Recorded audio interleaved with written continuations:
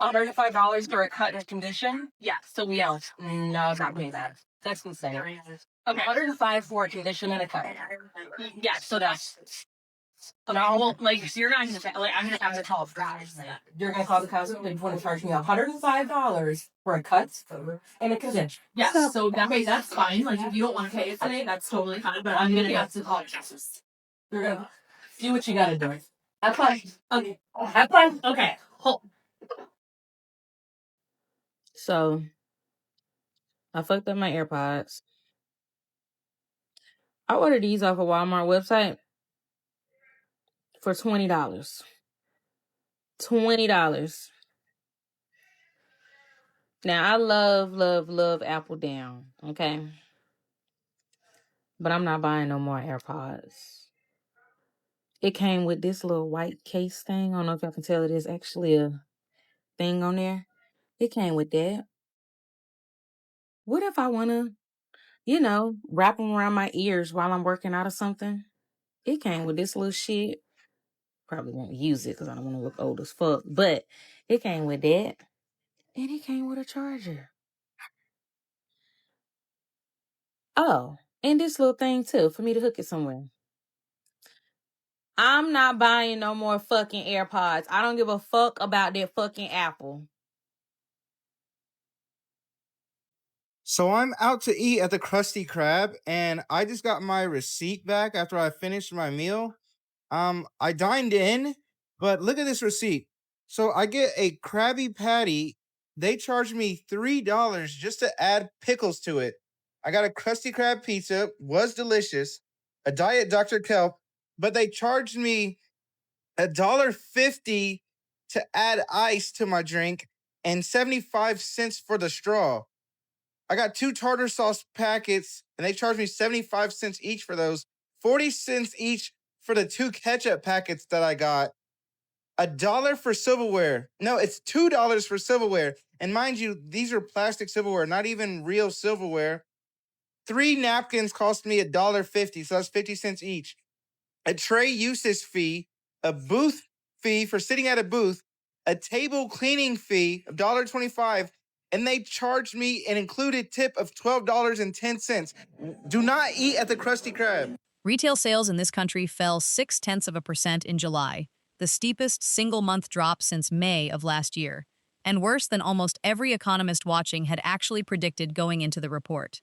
Consumer sentiment dropped right alongside it, down about 8% in a matter of weeks, according to the University of Michigan's own long-running survey, ending a rare 2-month stretch where confidence had actually been climbing for the first time in a while. Put plainly, people pulled back hard, and they did it fast, in a way that caught a lot of the companies selling to them off guard. This isn't happening in one corner of the economy either, confined to a single struggling industry. McDonald's, Starbucks, and Home Depot have all reported customers pulling back their spending in recent quarterly results, numbers that reportedly surprised their own investors on the earnings calls.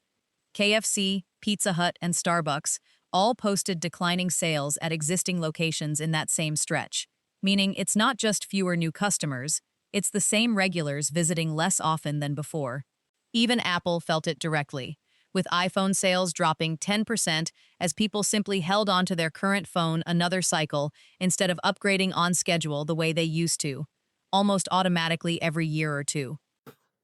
So there's somebody that I know, right? They contacted me, they're watching my videos, and they're like, do you ever leave the house? No. It's expensive outside. It's hella expensive outside. So I'll go out for my little walk to get that in, but I'm coming right back in the house. The way that walking outside costs $70, like as soon as I hit the street, cha-ching, cha-ching, damn. Like Michael, I just got here, so my place is not done yet, but I'm going to build an oasis in my house. I'm not leaving this house during this administration for the most part, which really kills me because I love to travel. I love to go explore. I love to do things, but it just costs too much. It's just like how much, like I'll go outside and don't even know what the fuck I'm doing. I'm like on autopilot for some reason. And then I'll go back and look at my account. How much did I spend today? And it'd be like 3 things. The problem is, and I'm gonna tell you what the problem is. In my head, I'm still stuck in the 90s.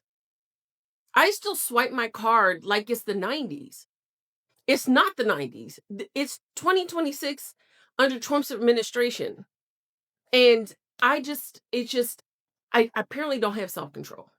Apparently, I don't. So it's $20 for a meal at Carl's Jr.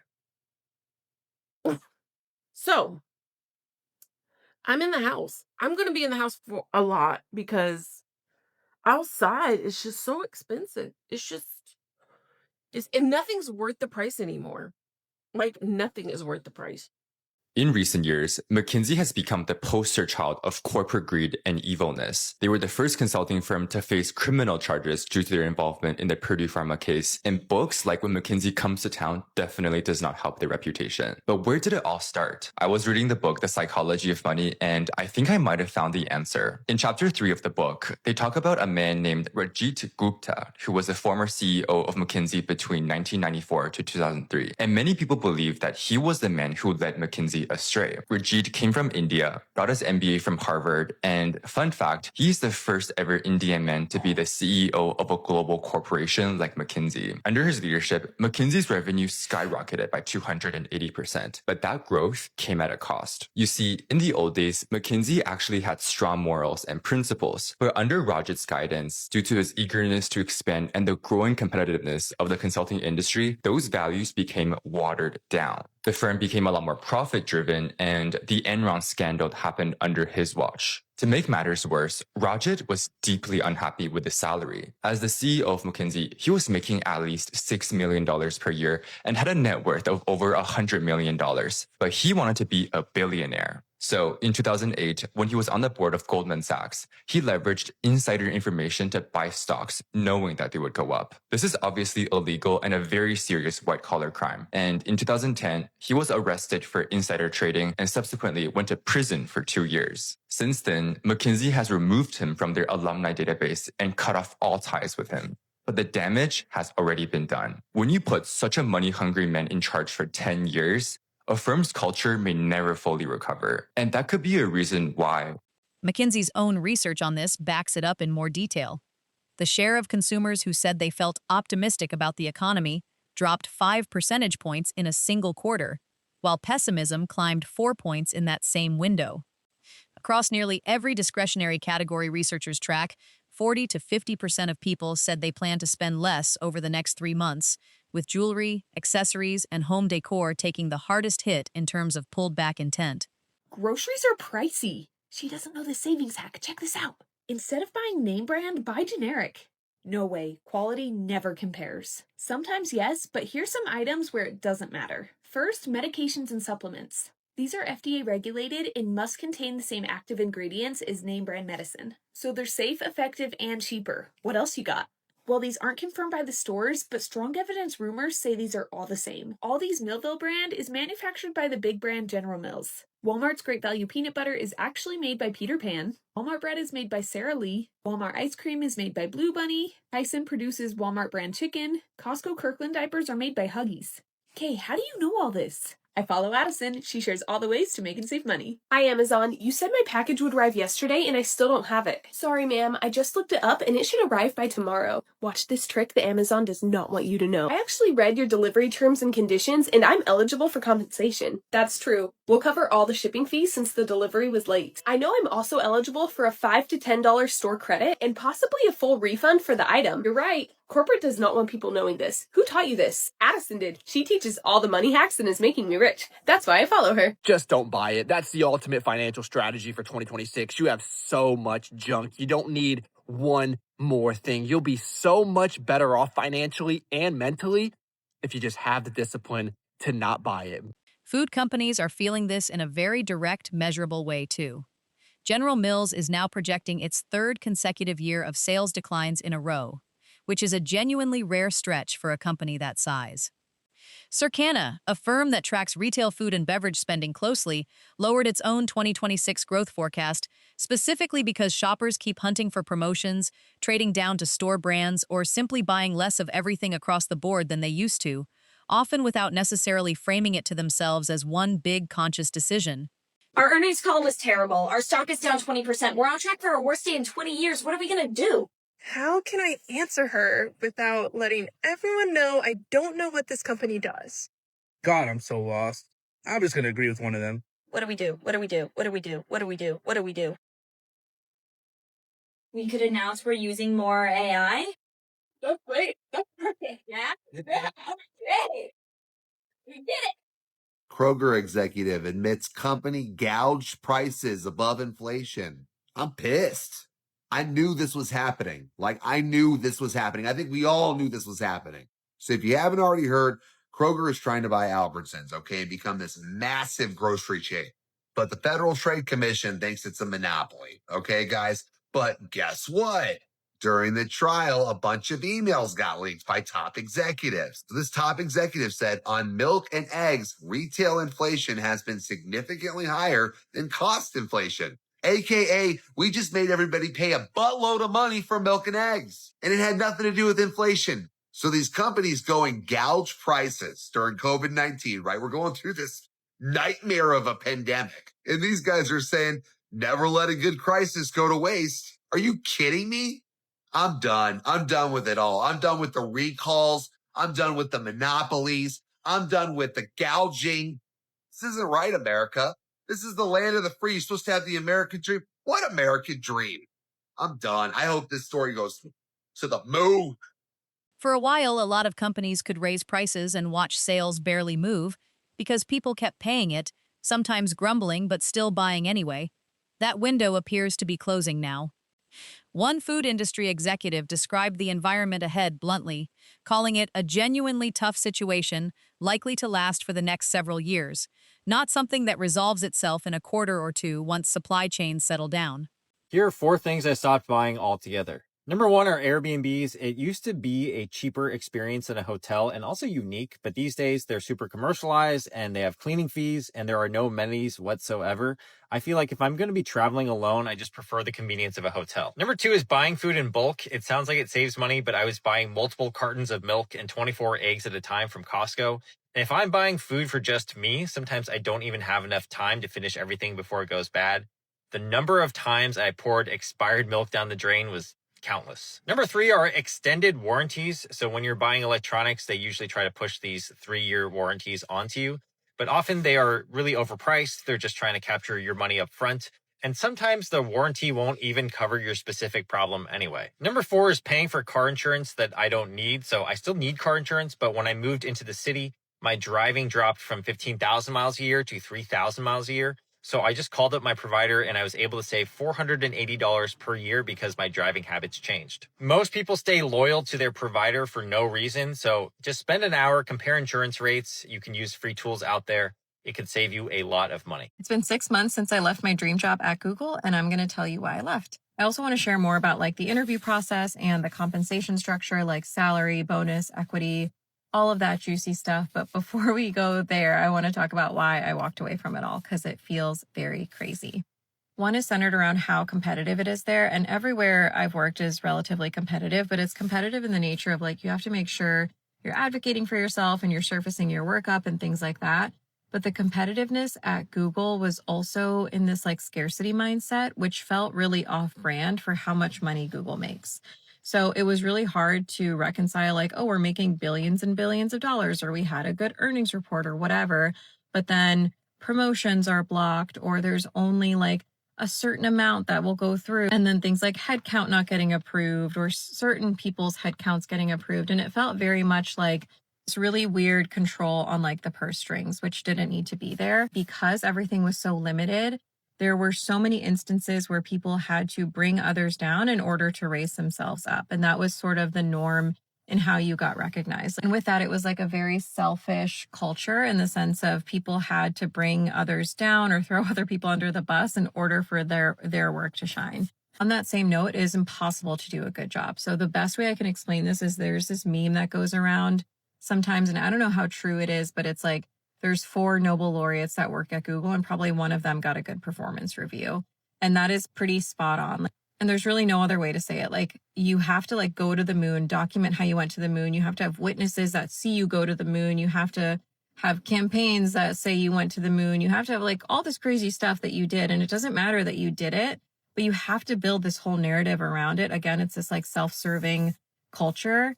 And then and only then does that work potentially get recognized. So that was like one of the main reasons, because like my personality doesn't do well in those environments. And it just didn't really jive with like who I wanted to be and how I wanted to show up at work. What makes this different from ordinary belt-tightening is how deliberate a lot of it sounds, coming directly from shoppers themselves. This isn't people quietly running out of money and cutting back by necessity alone. It's people explicitly saying a specific price crossed a line for them personally, and they're not paying it anymore, regardless of whether they technically could afford to. I went bankrupt. I lost my restaurant and something else I didn't expect.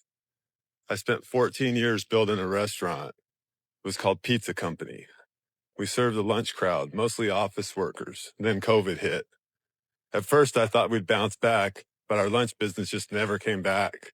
More and more people were working from home and our core customers were gone. I tried everything. Eventually, I had to let it go. I went bankrupt. What I didn't expect was how much of my identity was tied to that place. I didn't just lose income, I lost my life. I felt like a failure. Now I drive Uber in Las Vegas, but I'm rebuilding. I'm learning affiliate marketing from scratch. I'm filming these videos every day. I'm building a funnel, and yeah, some days I question everything. But here's what I found. I still have that same work ethic, the grit I learned growing up on a farm in Arkansas. It's still there. So if you lost something, your job, your business, your confidence, you haven't lost your ability to rebuild. Follow me if you're on your second or third chapter. We're doing this together. Using AutoDS is not the best way to find a winning product, trust me. The best way to find a winning product is to understand the principles of a winning product. You have to understand this first. We do not create demand. Demand already exists. And just because a tool will show you potential winning products, that does not mean that they will win for you. The best way to go about finding real products that can actually scale is to understand, number one, there needs to be ideation, and that ideation can come from simple market research. Now, before I get into this, I have a full video breaking down this entire process. If you want that, comment the word find and I'll DM it to you. So we start with the core problem, but we can't attack the core problem itself. We need to narrow down into a sub-niche. Once we identify a sub-niche, we compile customer data. We compress it using AI to understand so much about that customer, their needs, their desired outcomes, what they've tried, what they haven't tried, what works, what doesn't work, what their fears are. Then we use that data to go and search for products. And we go and validate that there is actual commercial opportunity for these products by using simple free tools like the Meta Ads library. Then we use the data that we've compressed inside of our AI to go and actually create ads that resonate with the people that will actually buy our products. I know it seems like a lot, but I promise you it is so incredibly simple to do this. If you want the highest chance of success that will actually last, this is the simplest way to do it. Again, comment the word find on this video and I'll DM you a full tutorial on exactly how to do this.